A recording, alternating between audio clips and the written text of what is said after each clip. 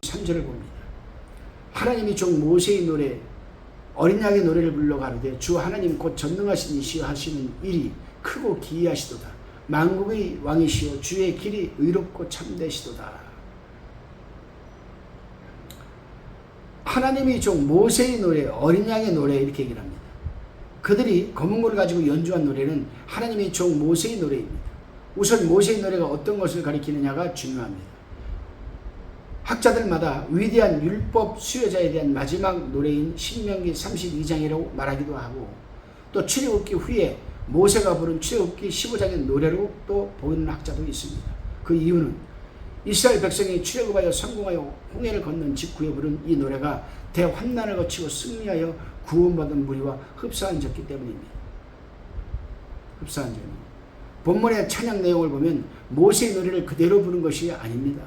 적그리스도의 상징인 바로로부터 탈출하여 홍해를 건넌 후 구원의 감격을 노래하며 하나님의 위대하심을 노래하는 점에서 그 내용은 비슷한 점이 있습니다. 사실 이 노래가 내용은 모세의 노래이지만 어린 양의 노래라고 할 수 있습니다. 우리 개역성경은 그것이 두 가지 노래가 아닌 하나의 노래임을 암시하여 그리고라는 접속사를 생략을 해버렸습니다. 그래서 모세의 노래 어린 양의 노래라고 한 겁니다. 다시 말해 모세의 노래가 바로 어린 양의 노래라는 겁니다. 이 찬양은 모세로부터 시작하여 어린 양에게 절정을 이루어 의로운 구속 행위를 노래하는 겁니다. 우리가 모세의 노래나 어린 양의 노래나 모두 하나님의 능력을 찬양하는 영광송인데 그 끔찍한 대환난을 거쳐서 승리한 무리들은 그들을 구속하신 어린 양 예수 그리스도의 의로운 행위를 여러분 찬양하지 않을 수가 없는 겁니다. 그러면 그 찬양의 내용을 보게 되면 전능하신 하나님 만국의 왕이 행하신 일이 의롭고 기적 같은 일이어서 주만 경배를 받으셔야 한다는 겁니다. 하나님이 전능하시다고 하는 이 표현은 계시록에서 9번 쓰였고 계시록 이외의 신약성경에서는 고린도후서 6장 18절 전능하신 주라는 표현으로 꼭 한 번 쓰였습니다.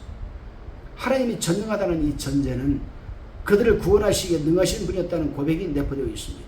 하나님은 만유의 주제이시며 전능하신 분이십니다. 그래서 주 하나님이 되시면서도 전능하신 분이기 때문에 주 하나님 곧 전능하시니라고 찬양의 대상을 여러분 먼저 언급하는 것 아니겠습니까, 여러분? 크고 기이한 일이라 했습니다. 찬양의 대상이 전능하신 하나님이라고 외친 그들은 하나님이 행하신 일이 크고 신기하다라고 합니다. 모세의 노래에서도 이스라엘 백성을 구출한 사실이 너무 극적이어서 믿어지지 않을 만큼 신기한 일이었습니다. 바로의 번거와 그 군대를 던지시니 그 택한 장관이 홍해에 잠겼고 큰 물이 그들을 덮으며 그들이 돌처럼 바다에 내려 앉아버리고 말았습니다. 그래서 모세는 여호와의 신 중에 여러분 주와 같은 자 누구입니까? 주와 같이 거룩하며 영광스러우며 찬송할 만한 위엄이 있으며 기이한 일을 행한 자는 누구이니까? 라고 여러분 고백했습니다. 그래요 여러분, 하나님이 하시는 일이 크고 기이하다는 한말 속에는 그들이 구원받은 사건이 얼마나 극적이고 스릴 넘치는 여러분 드라마 같은 일이었음을 시인하는 내용이 내포되어 있는 겁니다. 자칫했으면 구원을 잃을 뻔도 했는데 적그리스도의 무서운 고난과 핍박을 견뎌내고 가신 하나님의 크고 위대하신 일을 찬양하지 여러분 않을 수가 없는 겁니다. 만국의 왕이라 했습니다. 이것은 영생하시며 지극히 높으신 하나님이 인간 나라를 다스리시며 자기 뜻대로 누구에게든지 왕권을 주심으로 그의 권세가 영원하고 그의 나라가 대대에 이른다며 하나님의 왕을 찬양하고 하늘의 왕을 찬양하고 존경한 느부갓네살 왕의 고백에서도 여러분 우리가 살펴볼 수가 있는 겁니다. 여러분. 주의 길이 의롭고 참되다 했습니다. 주의 길이 의롭고 참되다는 것은 그의 행하심이 옳고 진실하다는 뜻입니다. 이것은 모세의 노래에서 주와 같이 거룩함과 영광스러운 찬송할 만한 위엄이 있으며 기이한 일을 행하는 자란 그 말에서도 여러분 암시되어 있습니다. 자, 이제 4절입니다. 주여 누가 주의 이름을 두려워하지 아니하며 영화롭게 하지 아니하오리까? 오직 주만 거룩하시니이다. 주의 의로우신 일이 나타났으며 만국이 와서 주께 경배하리이다 하더라. 아멘. 하나님이 전능하신 신으로서 크고 귀한 일을 행하시며 만국의 왕으로서 의롭고 참된 일을 행하시니 누가 그의 이름을 두려워하지 않겠는가? 주의 이름을 두려워하기도 해야 되지만은 영화롭게 할 이름입니다. 그래서 승리한 무리들은 누가 주의 이름을 두려워하지 아니하며 영화롭게 하지 아니할까라고 한 겁니다. 이것은 모세의 노래에서도 여러분 잘 나타나 있는 겁니다.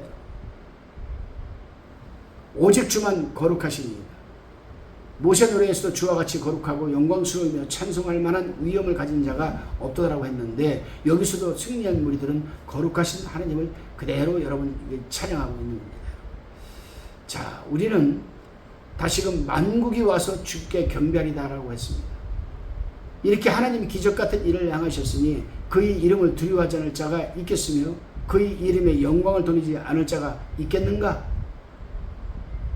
이런 말씀이죠. 그러면 의롭고 거룩하신 하나님께 만국이 와서 경배할 수밖에 없다는 찬양이 됩니다. 이것은 스가랴 14장의 주제이기도 합니다. 천하 만국 중에 그 왕 만군의 여호와께 숭배하러 예루살렘에 올라오지 않을 자가 없을 것이다 라고 스가랴서 14장 17절에서 여러분 기록하고 있습니다. 다시 15장 5절입니다. 또 이 일 후에 내가 보니 하늘의 증거장막이 성전이 열리며 승리한 무리들이 모세와 어린 양의 노래를 부른 후에 요한이 보니까 하늘에 증거 장막의 성전이 열렸습니다. 증거 장막의 성전은 법궤가 들어있는 지성소를 의미하는 겁니다. 지성소는 여호와의 영광이 임재해 있는 곳이죠. 그래요 여러분. 6절입니다. 7재앙을 가진 7천사가 성전으로부터 나와 맑고 빛난 세마포 옷을 입고 가슴에 금띠를 띠고라고 했습니다. 여러분. 맑고 빛난 세마포, 하나님은 의로우신 분이시며 그의 사명을 수행하는 천사들이 맑고 빛난 세마포 옷을 입고 있다는 것은 그들이 하나님의 의의 법을 집행하는 자들임을 보여주는 겁니다. 천사들이 하나님의 진노의 대접을 땅에 쏟는 임무를 수행하지만 그들은 하나님의 정당한 심판을 수행하고 있을 뿐 사악한 의지는 전혀 없습니다. 그들이 하늘의 성도들과 동일한 의복인 맑고 빛나는 세마포 옷을 입고 있다는 것은 그들이 기질이나 성품이 의롭고 거룩하다는 것을 뜻합니다. 가슴에 금띠라 했습니다. 가슴에 착용한 금띠는 하나님의 의로우심과 신실하심을 여러분 뜻하는 겁니다. 여러분. 다시금 7절입니다. 네 생물 중에 하나가 세세에 계신 하나님의 진노를 가득히 담은 금대접을 일곱 천사에게 주니 네 생물 중 하나가 세세에 살아계신 하나님의 진노를 가득 담은 금대접을 7개를 일곱 천사에게 주었습니다. 이 네 생물은 사자, 송아지, 사람, 독수리같이 생긴 보호자를 둘러있는 그룹들인데 그중 하나가 7대접을 7천사에게 주었다는 것은 그가 하나님과 7천사의 중재자 역할을 하겠다는 의미도 있지만 네 생물이 밤낮 쉬지 않고 거룩하다 주 하나님 곧 전능하신 이라고 외친 것을 보면은 이 대접 재앙이 하나님의 거룩하심과 관련된 것임을 여러분 시사하는 겁니다. 금대접이라 했습니다. 하나님의 진노가 금대접에 담겨 있다는 것은 성도들의 기도와 연관이 있습니다. 우리는 8장에서 천사가 가진 금향로에 성도들이 기도를 뜻하는 향이 가득 담긴 것을 보았고 성도들이 기도와 함께 금향로를 하나님의 보좌 앞 금단에 드리자 향연이 성도의 기도와 함께 천사의 손에 의해 하나님 앞으로 올라갔고 성도들이 기도를 담았던 바로 그 금향로를 가지고 단 위에 불을 담아다가 땅에 쏟자 뇌성, 음성, 번개, 지진이 나는 것을 우리는 살펴보았습니다. 8장 2절에서 5절에 강해를 했습니다. 여러분. 마찬가지로 여기서도 금대접도 성도들의 기도에 대한 응답으로 땅에 쏟아질 진노가 여러분 담겨져 있는 겁니다. 다시 15장 8절을 봅니다. 하나님이 영광과 능력을 인하여 성전의 연기가 차게 되며 7천사의 7재앙이 마치기까지는 성전에 능히 들어갈 자가 없더라. 성전의 연기라 했습니다. 여기서 성전은 하나님의 영광과 능력으로 가득 차 있습니다. 구약에서 하나님이 나타나셨을 때 종종 구름이나 연기로 그 임재를 나타냈습니다. 하나님이 신의 산에 강림하셨을 때 연기가 옹기점 연기같이 올라갔습니다. 출애굽기 19장 18절에 보면요. 광야 성막에 하나님의 영광이 충만했을 때도 구름이 그 위에 머물렀습니다. 이와 같은 일은 여러분 에스겔 성전에서도 마찬가지였습니다. 에스겔서 10장 3절 4절 보게 되면 그 사람, 가는 베옷 입은 사람이죠. 그 사람이 들어갈 때에 그룹들은 성전 우편에 섰고 구름은 안뜰에 가득하며 여호와의 영광이 그룹에서 올라 성전 문지방에 임하니 구름이 성전에 가득하며 여호와의 영화로운 광채가 뜰에 가득하였고 라고 이렇게 여러분 기록하고 있습니다. 그래요 여러분, 하나님의 진노가 땅에 쏟아질 때 거룩하고 영광스러우며 찬송할 만한 위엄과 능력이 그에게 있음을 온 천하가 다 여러분 알게 될 것입니다. 그래요. 우리는 이제 이 말씀을 통해서 굉장히 중요한 부분을 여러분 우리는 눈여겨보고 있습니다. 이제 마지막으로 천사가 일곱 대접 재앙을 이제 쏟게 되면은 엄청난 여러분 일이 벌어집니다.